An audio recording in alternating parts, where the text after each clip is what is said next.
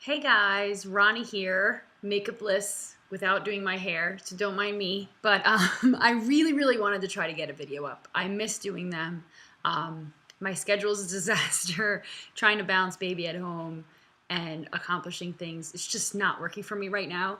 So I figure a makeupless, messy hair video podcast is better than no video podcast. And don't mind the mess behind me because I haven't cleaned my kitchen and my dishwasher broke and I can't keep up with the dishes. So that being said, I have tons of questions. They keep rolling in. I cannot ignore them anymore. So I'm going to get right to those and get this podcast recorded and put it up today. That is my goal. Today is Thursday, right? Yeah, it's Thursday. Okay, so the first question is from Pamela. And Pamela says, Roni, please help me. I don't know what to do. I have not been overweight my whole life, just the last 10 years. I was a size 4 in my teens, and after my first child, I was around 190. And for 10 years, I have done nothing but struggled, failed, and cried and obsessed every waking hour about my weight, only to gain more and more weight year after year. My heaviest was 257. I am now 252. I don't know what to do. I almost go into a panic thinking about it because the more I try, the further away from my goal I get. Please help me. I love veggies and eating right, and I don't mind exercising, but I cannot seem to stick with anything more than 2 months. I am begging for help. I don't want to spend the next decade in this torment. Okay, Pamela, I just want to give you a big hug. You are stuck in what I would call the yo-yo dieting cycle of hell. And something that you said, I am going to requote back to you because I want you to really think about it. You say, and I quote, where is it? Sorry. I love veggies and eating right, and I don't mind exercising, but I cannot seem to stick with anything more than 2 months. What are you sticking to? What are you trying to stick to? What is the difference in your eating pattern when you are on plan versus off plan? What's happening? Because I can only pull from my own experience, and I'll tell you, for me, and I'm going to assume we're in a similar, that I used to be in a similar place that you are now, is that I used to think that, tomorrow, whatever your tomorrow may be, it might be Monday, Sunday, it might be after the holidays, it might be New Year's Day, whatever it is, but tomorrow I am going to be perfect. I'm only going to eat vegetables, and I'm going to wake up and I'm going to run 2 miles, and everything will just fall into place, and it'll just be perfect. I'll just eat perfectly, and my diet will be perfect, and I'll get all my workouts in, and for the rest of my life, that's how it's going to be. It's going to be perfect. And then, lunchtime happens, or donuts get delivered at a meeting into the office, or your kids want to go out for ice cream, and you go, oh, screw it. I'm just going to eat whatever now. I can't do this perfect thing. I can't. And then for me, it was a binge. Then I would binge and eat and eat. And the scale would go up, like you're describing, and then I would get to a point where I'm like, this is ridiculous. I have to get control. I'm finally gonna do it. And tomorrow is the day. Tomorrow. Yes, I will start tomorrow. I'll wake up and I'll go for a walk, and then I'll pack my lunch, and it'll be perfect. And then the husband wants to go out to dinner, and I don't have the strength to cook, and and we get into these cycles. So I'm going to give a little bit of tough love here. You need to snap out of it, and not to steal words from my prior weight loss personality, but you need to stop the insanity. You really do. If you like to eat healthy foods and you like to work out, then remove the pressure from yourself. Peel away all the layers of body image issues and confidence, and just live the life you want to live in the body you are in now. And you may be surprised at what happens, especially if you are naturally gravitate towards a healthier eating lifestyle and an active lifestyle. What probably continuously throwing off your track is that for me, pulling from my own thing, it was like this obsession that I didn't look the way I wanted to look right now. And then for some reason, I would let those feelings pull me from the life I wanted to live, which would then lead to more weight gain because I would eat because I was depressed. I was eating because I didn't like the way I looked. I was eating just to eat for eating's sake. And then you stop doing all the things that would help you drop a couple of the pounds that you have gained. So stop the insanity. Just take a step back. Don't put any pressure on yourself. Wake up every day and make the best choices you can with no guilt, no fear, no sadness. Just do the best you can every day and stop living this kind of on again, off again dieting mentality. You shouldn't be sticking to anything for 2 months. You should just be living the life that you want to live. And if you want to shed a few pounds, then and I used to hate when people would say this, but you simply need to reduce your calories, so, and I know it sounds so condescending, just eat less. I used to hate the husband. He's like, well, just eat less. And I'm like, yeah, it's not that easy. It's complicated. And I understand that it's complicated, but sometimes I think for people like us is we need to not even think about it. Just get out of the mentality first, and then once you gain a little bit of more confidence and control, you start to make those choices well, you know what, I'm going to skip the potatoes with dinner tonight and do extra broccoli, and you know what, I'm not going to have ice cream, I'll just stick to a little Diet Coke as a treat or something. And you start to make those kinds of decisions which automatically reduce your calories when you relieve yourself of the pressure of you have to be perfect. So that is my thoughts on the subject. So Pamela, I don't know, I'll email you, see how you're doing. You wrote this a few months ago, so I hope you're doing well and that you're able to kind of, see past this dieting mentality that you're kind of stuck in. Okay, I'm gonna move on. I have 6 questions earmarked, but I don't remember what they are. Okay, the next question is from Robin. By the way, I also picked these 3 weeks ago when I planned on doing a podcast 3 weeks ago. So I really don't remember what they are. So I'm kind of really winging this. So bear with me if I stumble over my words. All right, Robin. Robin says, hi, Roni. I've been following you for a long time now, and you've really helped me through some hard times.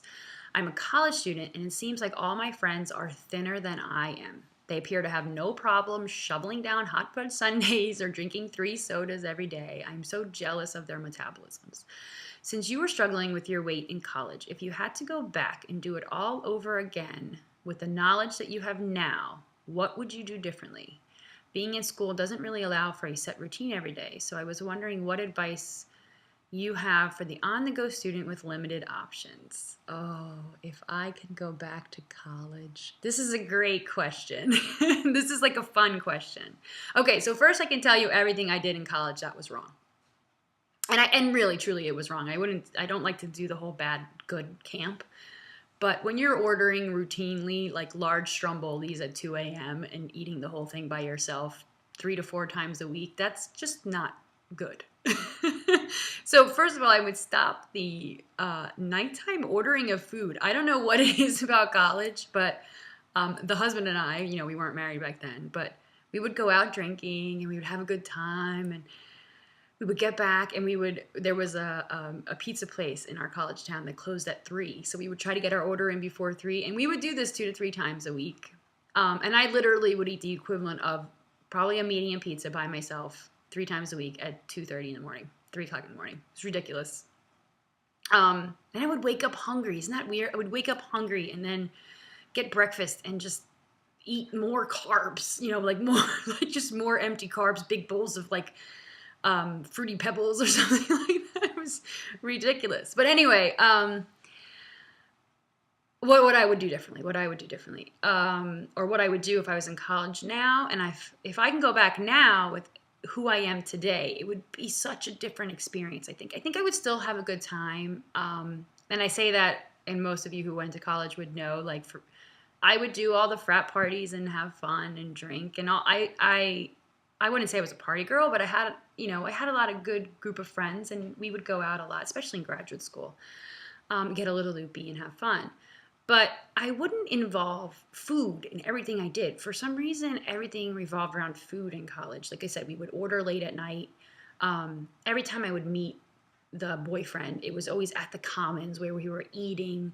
If we went out, we would go to a diner. If like everything we did seemed to involve food. I think now the person I am today would look at all of the resources on a college campus for means to be active and start doing more active things. Like I know for me, I did not take advantage. Like our college had like the best rec center ever. They had volleyball courts and intramural teams and a great workout space. And they had classes that were for free and all the stuff that I didn't do because that's not who I was back then. But me now, I would totally be taking advantage of all of the kind of active extracurricular activities that go on a college campus. I would walk more places. I would drive and get parking tickets. Like literally I would drive a half a mile to campus and park on campus and get a parking ticket and pay the $5, which by the way, parking tickets were only $5 back then. When I could have easily just walked. I was just lazy. My lifestyle was lazy. I ate too much and I didn't move enough. So I would eat less and move more, which is cheesy as that sounds. But I do want to talk about being jealous of your high metabolism friends. Of course, it seemed to me that all of my friends also always were, didn't struggle with the body stuff that I was struggling with, even though we were living really similar lifestyles. But when I really look back at it, I only saw what I wanted to see. I saw that they were, eating late night with me, but, they were also on sports teams and they were cheerleaders and they were doing active stuff all the time. And I wasn't. So I think you run a slippery slope when you try to compare yourself to somebody else.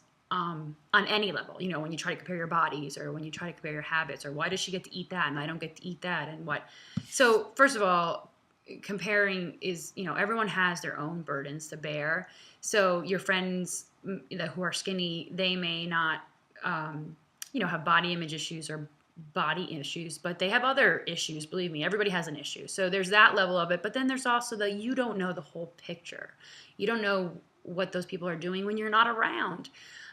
So the jealousy thing, just kind of take that out of your vocabulary, and things are what they are, and all people have their pros and cons of what they go through in life, and it's a futile attempt when you try to compare. So let me go back to your question because I feel like I'm babbling.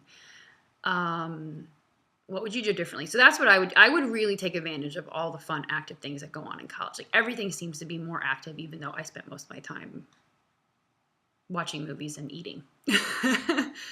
Being in school doesn't really there is no set routine, and I totally get that. So really, when you're in college, you kind of truly have to make the best decisions you can in whatever situation you happen to be in that day. Be as prepared as you can. It is a different culture, and someone like I went to school, I went right straight through and got my undergraduate and graduate degree. So I spent like 5 years in college.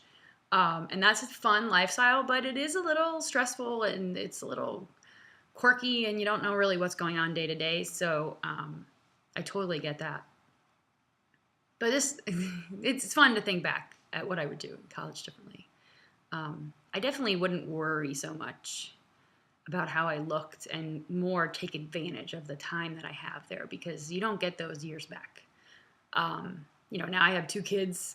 And a huge mortgage and like, you know what I mean? And you don't think about it back then. And I remember in college, I had a graduate assistantship. I worked at the school cafe making rotisserie chickens and selling. I didn't mind working around food, of course, but if I remember correctly, by the time I went to graduate school, I made $150 every 2 weeks, and I got 3 credits paid for, graduate credits paid for my graduate assistantship. And my car payment at the time, because I paid my way through school, so my car payment, went through by student loans. My car payment at the time was $150 a month. So half of my salary went to the car payment, and I had to live on $150 a month and pay rent, and I don't know how I did it. Like you really, when you look back, you don't know how you did it. And so I always remind myself of that when I get stressed about things. I'm like, when you're in college, you really, really need to take advantage of the fact that life's just not as complicated as it's about to become, when you graduate and start a family and buy a house and get a job. And and you live to your means and you have fun doing it. It's a great time. Anyone who sometimes I feel like I worry like whether or not my kids are going to want to go to college, and I like for me, I don't even remember it being an option. Like that's what you did. You just went to college. I didn't even know what other options I would ever have. So I worry sometimes how to instill that in my own kids, because it is a great time in your life. Okay, third question is Megan, and Megan says, "Hi Roni, thanks for this resource. It's very helpful to the weight management challenged among us. Anyway, I have been trying to stick to, quote, old Weight Watcher plans since the new one didn't work well for me. It is going pretty well, but I am starting to get obsessed with food planning at work. I don't have trouble saying no to the nice coworker who brings in brownies once a week, but I feel like it's really hard for me not to stare at the clock thinking, oh, I can have my snack in 10 minutes, or, oh, 25 minutes to lunch. It's starting to consume me a little. I don't have this problem at home because I'm much more physically active, so I'm not always thinking about my hunger level. Anyway, I was just wondering if you had any strategies for those of us who think too much while on a diet. I know you had mentioned having this problem when you were on Atkins." All right, Megan, I hope you're not insulted by this, but it sounds like you're not very busy at work. Because I remember, last year, I guess it was about a year and a half ago, when I was working, the office job at a local university, I would do the same thing.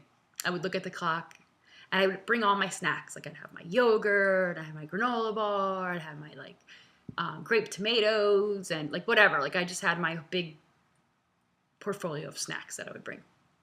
And I would watch the clock on the computer, and I'd be like, oh, I can have that yogurt in like 20 minutes. That would be good. That would be good. And then it'll be lunch. And then after lunch, I can nibble on the tomatoes while I'm working on that project. And you know what I mean? And I would kind of like plan out like all these things and when I was eating. But that would only happen when I wasn't busy at work. Because when I was busy at work and I was kind of engulfed in what I was doing, and all my attention was like if I was in meetings or conference calls and I was actually engaged, the time would go by and I would look at the clock and I'd be like, oh my gosh, we had lunch in 10 minutes. I didn't even have my snack.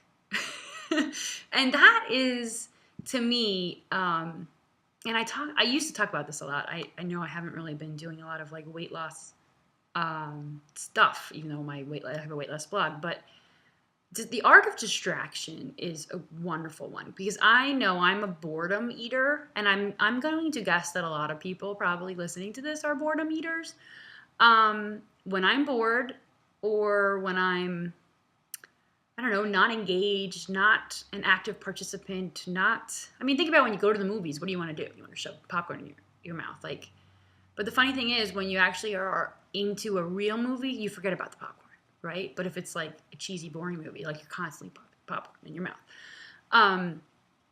But when I'm really, truly engaged in some kind of activity, whether it be work-related or not, I don't generally think about food because I'm distracted. So I would say, I don't know what's happening. I don't know what kind of work you do, so I'm making a lot of assumptions here, and I almost have to with these questions because I don't know the whole picture. But I would maybe start doing more things at work that engage you. And if you're at a slow point or whatever, if it's something going on in work that doesn't require a lot of attention span, then go for more walks, hand deliver a message versus emailing it. All those little tricks they say. Go to a bathroom on another floor, walk up the stairs versus the one that's right outside your office. Distract yourself. And I don't think there's anything wrong. Like, you're going to have those slow points, and I don't think there's anything wrong with, being prepared and equipping yourself all day. I know for me, my strategy always was to bring tons of snacks. Like, bring the yogurt cup, bring the carrot sticks, bring the granola bar, bring the sugar snap peas, bring the apple, bring all of this stuff with you to work. And so when you feel hunger, you can just grab one, and you don't even have to think about it. It's something that happens. It just becomes a habit. And use your own hunger cues versus looking at the clock. Don't say, okay, it's been 2 hours since breakfast. I should really have a snack now. If you're prepared and you have something to go, like grab when you do get hungry, I don't think there's anything wrong with just taking a step back and listening to your body. And the only reason why you might not be doing that is because you're preoccupied with the food that you brought, because you're not distracted, because you're not busy at work. So, I don't know. That's just my opinion on your situation. And I've been where you've been. And I know, observing my own behavior, I did what you did only in times when I was like extremely bored at work. But the times where I was really engaged, it wasn't an issue. So bring the snacks, keep doing what you're doing, but try to get engaged in some kind of activity or distract yourself so you're not constantly looking at the clock and you can trust your own hunger cues. And since you're doing a good job being prepared, you can just grab one of your healthy snacks. This is a great question, though. Eating at work is always the last office job I had. There was a woman there, and she would bake all the time. And she would bring in like these amazing homemade chocolate chip cookies and pies. And oh, gosh. All right, next question is from Allison. Allison says, "Hi, I am in need of some assistance. I have been working on losing the last 15 pounds of baby weight. I have been tracking my calories on my plate and have been staying under 1,200 calories for a few months. I've gotten back into running, although not on a regular basis, but still trying to burn some calories every day in some way. And I'm still stuck right where I am. I go up and down a few pounds every couple days. I'm getting frustrated and looking for some new things to try or just some reassurance that it will work out someday. Thanks in advance. I love reading your blogs." All right, Allison, we are like in the same situation. So first of all, I will reassure you. I think it will work out. Again, if I'm getting the sense from your email that you are not in that like on again, off again mentality, like Pamela was earlier in the podcast. So, you have a healthy lifestyle, you're running, you're eating well, and the weight's not coming off. So here's what I'm doing. For me, I keep reminding myself to keep trucking. I run when I can. And the funny thing was this week I had a loss, which I did not expect. I lost a pound, a little over a pound. And the funny thing was I felt like I ate a little bit more. And I know it's cliche, and I'm not generally one to believe the whole you have to eat more to lose. Because when I lost the first time, I was following old Weight Watcher points. I was really curbing my calories. I was eating less. I was eating less processed foods. Like for me, there's a lot of red light foods or trigger foods. Like if I do start to eat like graham crackers and pretzels and like kind of white carby, like white flour carby stuff, I tend to not be able to stop myself, and I eat, and I end up eating more calories. So, for me, when I cut calories, I also kind of cut out breads, and I cut out like chips and crackers and those kinds of things. And when I do that, and I really try to focus on grabbing a handful of nuts or a yogurt cup as my go-to snacks when I just want something, I don't know, I fare better. So I don't know what you're eating, but maybe try to curb out some more carbs, because I know that kind of helps me, just control overall calories. But you said you're eating less than 1,200 calories a day, which in your case, you may actually need to up your calories, especially if you're running. Now, again, this is something that I just observed in myself. When I'm training for an event and I'm actually really running, I have a really hard time losing weight. And you would think it was the opposite, because you would think, oh, you're running, you should just melt the pound should just melt off. But I think something strange may happen to your body. Like it's almost like now it's like, oh, I need to reserve what I can, because I'm going to have to run for my life soon. Because you're running, like for me, if I'm running 3, 4, 5 miles every couple days, I guess your body wants to hold on so it can store some energy for those runs. Again, I am totally guessing here. I'm not an expert in this, and I'm not a trainer, so I'm not sure. These are just observations that I've made for myself. So when I'm running, I tend to the scale doesn't move as much as I think it's going to move. So maybe your lower calorie intake combined with the fact that you just started running again, it may stall the scale a little bit. But I think if you continue, on the path that you're on, eating good and moving more, that you'll get through it, just like I'm getting through it. And just, your body will kind of equalize and find that spot for you. And again, I don't know what you only had 15 pounds to lose, so it's those last 10, those last few are always the hardest. It's just kind of the way it is. I don't know why. I don't have a theory for that one, but I would say keep trucking. Keep doing what you're doing. Maybe change what you're eating. So if you're eating more carby stuff, kind of go towards more fruits and veggies. And I do find, and this is something else that I didn't want to admit. How like Weight Watchers has the healthy guidelines, and I never followed them to a T. It's never something I didn't want to like stress over, like little things where it made it feel like work. So I knew what they were, and I had them in the back of my mind, and I would try to get my dairy in and try to do my oils, but I didn't obsess over them. That was really how I approached it. But I never wanted to believe the whole I think it's like 2 servings of dairy or something helps. They say something, I don't know, don't quote me, but I think it's something like 2 servings of dairy a day helps to increase weight loss or something like that, something along those lines. And I remember a Weight Watcher leader told me that years ago. And I started eating yogurt before, but that's when I started to make a conscious effort to always have yogurt on hand. I have to stay away from the cheese because I have a cheese problem. I can't just have 1 serving of cheese. It's really hard for me. And I'm not a big milk person. I'd rather drink almond milk. I'm just not a big milk person.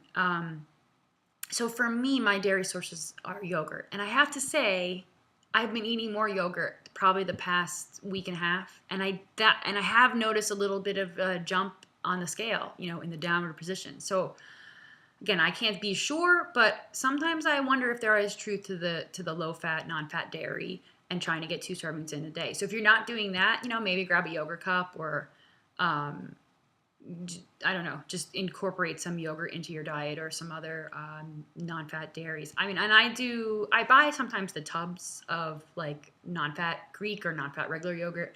But to be honest, I usually grab, if they're on sale, and usually I've noticed that they rotate the sale. So like Yoplait is on sale 1 week, and then the next week it's Dannon, and then the next week it's the store brand. Whatever one's on sale, I'll buy them. And I know some people aren't a big fan of like the artificial sweeteners and all those things, but I like having yogurt cups on hand. And one of my favorite things to do, especially in the summer, not so much in the fall, but I've been doing it anyway, is I'll do frozen raspberries or blueberries work great for this. The strawberries are a little bit big, but if you do a canister of like flavored yogurt, you could use with unflavored yogurt and add a little bit of honey, or if you handle the tartness, if you like the tartness, you can do it without a sweetener. But I find it when you're really in a hurry, grab like a container of like raspberry flavored yogurt and a bowl of frozen raspberries out of the freezer and pour it on and mix it up. And the frozen berries like tend to slightly freeze the yogurt, and the yogurt tends to slightly defrost the berries. And you get this huge bowl that takes you a really long time. If you use a lot of berries, like I probably use well over a cup of berries, and you mix it all together, you kind of get this instant frozen yogurt full of fruit, and it's cold, and the berries are frozen, and it takes you a really long time to eat it, and you kind of can enjoy the sweetness of the yogurt and the berries. I've been doing that like once a day for the last week, and maybe that's one of the things that helped me. I don't know, but it's kind of a fun snack, and I get my yogurt in, and who knows, maybe it can help you. So keep trucking. You'll get there. It seems that you're doing everything right. Okay, I am running out of time. I have 2 more questions. I don't know if I'm going to get to both because this next one seems really long. So I'm going to try to read the long one and see how far we make it. Oh gosh, I just saw myself and I'm like makeupless, and my lips are chapped, and it's a disaster. Okay, Brooke says, all right. Hi, Roni. I first want to tell you a little bit about myself. I am 29 years old, mother of an 8-year-old, and a stepmom to 3 boys. I'm in my 2nd marriage and work 3 jobs. I'm very busy. I would say so. After 1 year into my first marriage, I saw a picture of myself and was horrified. I joined Weight Watchers weighing 238.8 pounds. I lost 84 pounds in 18 months. I became a leader. I won Rookie of the Year. I loved my job and everything about myself. Yet for some reason, I still wasn't happy. It was my marriage. It was falling apart. The better I felt about myself, the worse my husband at that time felt about me. It is weird. Anyway, today I sit here so happy with a wonderful man and an amazing life. However, I have gained back 60 of my 84 pounds. I cannot seem to get it together and lose the weight, any of the weight for that matter, which is making me not very happy. It has consumed me. So I have been searching and searching, yet can't find what it is that motivated me the first time around that isn't there this time. I can make excuse after excuse now, when before all I had was reasons to do it. So here's my question. What motivates you day in and day out? What is it that keeps you eating healthy and exercising when you are exhausted or have so much to do? And where do you go for external motivation? I need it more than ever. I promised myself I would never let myself get back to where I was, and here I am. I have another question. All right, well, let me focus on the first part of the question because the other question's unrelated. Okay, so Brooke, this is a really good question. And the first thing I want to say to you is to go easy on yourself and forgive yourself, and don't be so hard on you. I think sometimes like we are our own worst critics. And you said it in your email. You have a wonderful life. You have I'm going to get teary for some reason. Pep talking you. But you have a wonderful life. You have wonderful kids and a wonderful husband. So take a step back and realize that your body is like almost in a sense the least of your worries. You're surrounded by people that you love. I don't know about having 3 jobs, but I'm assuming there's things that you enjoy. So you have everything. And I think sometimes we self-sabotage ourselves. Like, I know for me, sometimes it's like I'm not doing it consciously, but it's like I unconsciously have to find something wrong, or I have to be reaching for the next thing. And if I'm not actively pursuing something, then I'm not happy, or it's like, I don't know how to explain it. And it's funny because I have a friend and we talk about this all the time. So, it's like you're using the fact that you've gained weight as your thing that's not completing your life. You're not, it's not perfect because you've gained some weight. But I think if you start to change your mentality a little bit and start to say, everything is perfect, everything about me is perfect, and then start to take a little bit of energy to take care of yourself, things may start to fall in place on the weight front for you as well. I'm sorry, I can hear the baby on the monitor. Did I tell you that he's sleeping upstairs? No, but seriously, so you've asked me let me go back to the question so I can get it exactly. What motivates me day in and day out? What keeps me eating healthy and exercising when you're exhausted or have so much to do? This is a really hard question to answer, and you would think it would be easy, I think it would be easy, but I'm not really sure where it comes from. For me, it comes from, I think there's so many variables. One is, I have you guys. I do this website. I've made it such a part of my life, and it's so woven in that I don't know how to separate it anymore. I don't know. I have such a great support system online. And so when it's 9 o'clock at night and the only time I can squish in a run is after I get the kids to bed, and I go out on Twitter and I say, oh my gosh, I really want to go for a run, but I'm so tired. And then that one person goes, strap on those shoes and get out the door. I'm like, I'm going to do this. And the hardest part is getting out the door. And then once I'm doing it, I'm so glad I'm doing it. It's really like the hardest part of anything for me is starting. Do you know what I mean? It's like the hardest part is getting to the gym. But once I'm in the class, I love it, right? The hardest part is strapping the baby, getting him dressed and strapping him on the carrier. But once I'm out there walking with him, I'm having a great time. So it's like I keep reminding myself that over and over again, that for some reason there's this really weird hump that you have to get over. But on the other side of that hump is something that you're really going to enjoy. And for some reason, life is like this. I don't know why it's like this. I don't know why some of us have this weird hump to get over. But over and over again, I remind myself, that I'm going to enjoy it when I'm there. And sometimes I don't get out the door. And sometimes, I don't go for the walk when I should have. And you know what? Those times I always regret it. I always regret it, and I get mad at myself. And I'm like, man, I should have went for that run when I had a chance. Not because I'm trying to burn calories or hit some number on the scale, but because I lost that time, and I wanted that time. You know what I mean? I don't know how to describe it. So, I mean, really what motivates me day in and day out is I have this really, really intense desire to take advantage of every day. I'm not going to cry.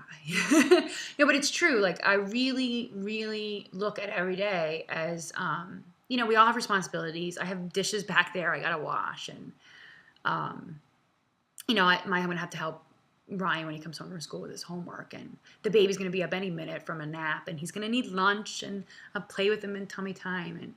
And, I'm enjoying these things. But then there's something more I want out of it. I like the feeling of feeling fit. I like the fact that I'm the kind of person that can strap on shoes and go for a 3-mile run like it's nothing. Like I want that feeling of life. I don't know. Gosh, I'm not going to cry. I don't know why this is making me emotional. But it's true. I want that feeling of vitality in life. And that's really what keeps me going, because when I fall off the wagon, which happens, and when I'm not motivated, or when I'm kind of in a funk, and I'm not eating the way that I want to be eating, and I'm not sure why, what I always find during that time is that it manifests itself as being unhappy kind of with the number on a scale, or the fact that I'm not losing, or that I'm not maintaining, or whatever.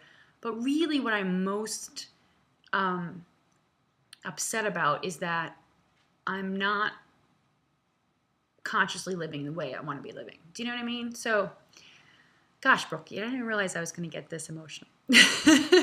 Okay, so I'm super, super running out of time. The other half of Brooke's question is about the tummy tuck, and so let me just try to see if I can answer her really quickly before I go, because I'm way over my 30-minute mark by 5 minutes. She said she had a tummy tuck after losing 84 pounds, and she doesn't want any more children, and she's worried that the fact that she gained weight ruined her tummy tuck, and she's curious how I feel about being pregnant after your tummy tuck. Did it go back to the way it was? It didn't go back to exactly the way it was, Brooke, but being stretched out that far and back, I actually was quite surprised how minimal damage. And I showed my belly back in a couple weeks ago in another video. I need to take photos and update that page. It's on my list of things to do. It really is. So don't let that fear, Brooke, stop you from, again, like I get this question a lot, and it's so hard for me to answer. But I get some people that really do, they reach out to me and they say, I want to lose weight, but I'm worried that I'm going to have all this extra skin when I'm done. And I always think to myself, you're then entering in this lifestyle change for the wrong reasons. Like, you're entering it in to lose weight, which I get and I understand and I've been there. But when you start to shift your focus on, you want to make this change because you want to live differently, you won't care so much about the skin, and it's easy for me to say because I had the tummy tuck and I was able to afford it and I saved up and it was something that was important to me. And on the other side of it, it's much easier to say. But I always think that that's not a reason not to live the life that you want to be living. Skin or no skin, or like for me, it was deciding to have another baby afterwards. I was like, I'm not going to let the fact that I did this affect my decision on whether or not I want to have another child. So, all right, I have to go. He's going to get up soon, and I'm going to try to edit this and actually make some steps on getting it on live today. So thanks for listening, guys, and thanks for bearing my makeup list and messy hair. Oh, Lord. Messy hair day. And I will try to be more consistent with podcasts as I move on. I'm trying to get into some kind of a little bit of a routine and schedule, but as those of you with kids know, it's not always easy. So thanks for being patient with me. I'll see you soon. Bye.